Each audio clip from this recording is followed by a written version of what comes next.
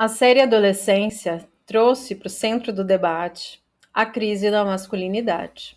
Meu nome é Aline Muxfeld, eu sou psicanalista e sexóloga, e é sobre isso que nós vamos conversar hoje. Mais um aviso, contém spoilers, então se você ainda não viu a série, corre lá para assistir, depois pode voltar aqui para entender do que a gente está falando. Afinal, o que é ser um homem? Para mim, essa é a pergunta mais importante que a série vai provocar, dentre muitas outras questões que ela traz. Afinal de contas, a crença de que os papéis de gênero são dados por questões biológicas ou instintivas já não se sustentam mais. Não dá para a gente ficar alegando que homens têm instintos animalescos, grosseiros, violentos, isso não se sustenta. Até porque a epigenética já se demonstrou como sendo mais importante do que a genética. E o ser humano, embora seja assim um animal, ele faz as suas escolhas e ainda que elas sejam inconscientes, ele responde por elas. Então, olhando para a trajetória histórica da masculinidade, a gente vai encontrar, por exemplo, os estudos de Levi-Strauss, que demonstrou, por exemplo, que a masculinidade ela é transmitida culturalmente e ela tem alguns marcadores. E eu vou citar dois principais. O primeiro é a mercantilização das mulheres como um símbolo de aliança entre homens, como um símbolo de posse de território, e a lealdade entre os homens acima de outras alianças. No entanto, esses rituais que Levi-Strauss vai identificar em diversas culturas foram se dissolvendo ao longo do tempo.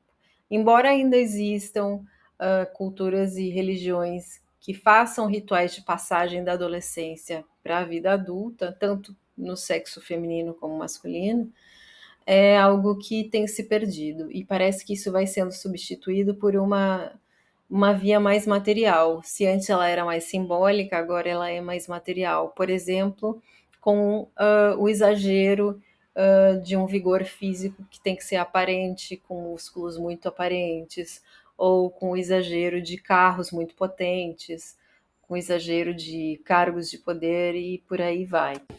E o que acontece é que a passagem da adolescência para a vida adulta de um homem, segundo a psicanalista Sylvia Bleichmer, é um marco que produz uma diferença fundamental entre possuir um pênis como um órgão e possuir um pênis como algo revestido de potência, de uma potência que o legitime dentro da categoria de um homem sexuado.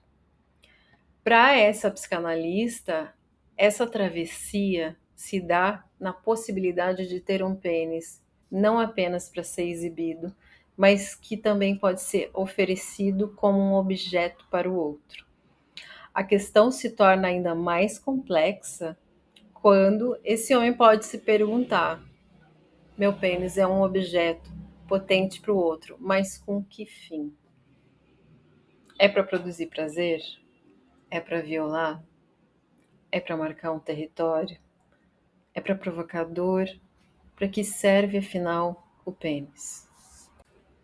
Então, na série, o Jamie, que é o personagem principal, rememora e conta os seus fracassos. Na demonstração de força física, ele sente que falhou com as expectativas do pai e dos homens, quando ele não conseguiu se desenvolver nem no futebol nem no boxe.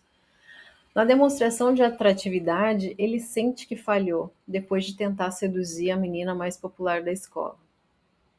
Na demonstração de inteligência, ele sente que falhou em não ser melhor em alguma coisa. Parece que restou para Jamie não falhar com esses dois marcadores que eu falei anteriormente.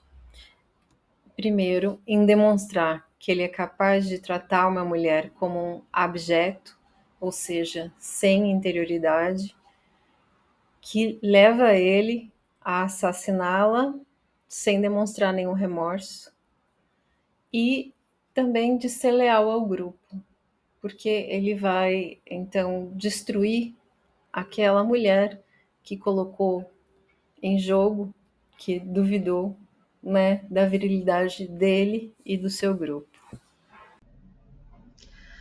Veja que na cena que ele está com a psicóloga, o Jamie atua com ela tudo o que ele aprendeu e que ele incorporou a respeito do que ele acha que é ser um homem. Ele tenta, por um lado, seduzir ela com demonstrações de valentia, de vigor físico, vociferando, e que ele vai alternando com tentativas de seduzi-la, elogiando. O conflito dele, né, de se oferecer como um objeto de amor ou como um objeto de desejo, assim como concebê-la como um objeto de amor ou de desejo. É o conflito que Freud já tinha nomeado entre a santa e a puta. Essa dificuldade do sexo masculino em conciliar desejo e amor, ternura e agressividade. E parece que é isso que não consegue se integrar. Repara que também foi após essa cena com a psicóloga e após essa negativa da psicóloga em corresponder às investidas do Jamie para não ser nenhum nem outro, ela diz: "Eu sou aqui apenas uma profissional". Foi quando o Jamie tomou para si a responsabilidade pelos seus atos. Ao que parece, aquela sessão foi crucial para Jamie entender que, para crescer, será preciso se responsabilizar e responder pelas próprias ações. Mas então foi uma alternativa radicalmente destrutiva que Jamie encontrou. Se tornar um assassino e um presidiário a fim de tentar ser aprovado na sua masculinidade, além de ceifar uma vida e causar muito sofrimento, colocou em risco a vida dele. O Jamie levou ao ato tudo que podia ter permanecido em um plano simbólico, caso ele tivesse instrumentalizado para isso. Esse é um ponto que vale um vídeo inteiro para a gente falar a respeito da perda do simbolismo nas gerações mais recentes. Mas fica aqui uma anotação para uma outra conversa. A série também vai ilustrar essas confusões de línguas entre as gerações, né, de pais que não entendem o que os filhos estão falando e filhos que também não entendem do que é que os pais estão falando. Demonstrando então que nós, afinal, não estamos dando conta, talvez, da velocidade dessas transformações. Há uma lacuna muito grande entre uma geração e outra e o diálogo não está sendo suficiente. Os papéis de gênero estão sendo ressignificados e nós já sabemos que um binarismo de anatomia não basta. Ainda que existam movimentos conservadores que estejam lutando para manter o estado das coisas, dificilmente ele poderá conter o avanço das transformações. Achou interessante? Então, eu vou pedir para você o seu apoio. Curta, compartilhe e comente. E nos vemos em breve.